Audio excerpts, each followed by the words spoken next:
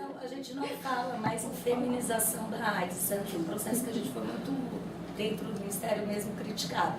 Mas a gente reativou o Grupo Mulheres e AIDS, um GT, um Grupo de Trabalho Mulheres e AIDS, e temos uma longa agenda. Eu acho que essa agenda, talvez que esteja mais tranquila, e eu falo tranquila, não estou falando assim em relação a dados e a eliminação efetiva da transmissão vertical, não, mas mais tranquila no sentido de ter mais ênfase e mais esforço do Ministério em relação à transmissão vertical de sífilis e de HIV.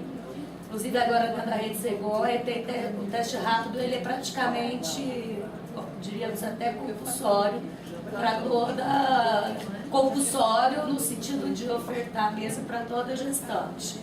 Então, porque a meta do Brasil é a eliminação da sífilis congênita e a redução da transmissão vertical do HIV.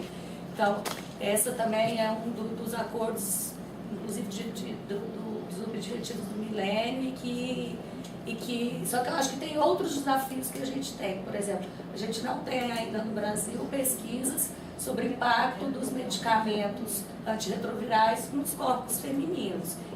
É uma queixa muito grande das mulheres que vivem com HIV. Então a gente está trabalhando um pouco aí de tentar lançar um edital nessa perspectiva.